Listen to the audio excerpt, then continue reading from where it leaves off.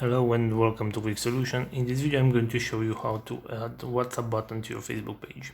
So in order to do that, I'm going to open my Facebook app right here, hit the icon with the three lines at the top right corner, and then I'm going to select the page that I want to make these changes to. So this is my page right here, and as you can see right here I have this option to create action button. I'm going to tap on that, and right here as you can see I have the WhatsApp. So I'm going to set up WhatsApp number right here. So what I'm going to do next is just insert my WhatsApp number, my phone number right here, and then I'm going to select send code to WhatsApp.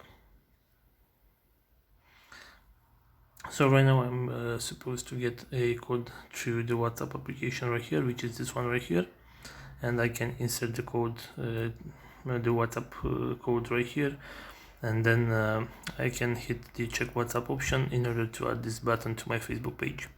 So this is all for today. I hope you enjoyed this video. If you did, don't forget to like and subscribe to the channel for more videos like this one.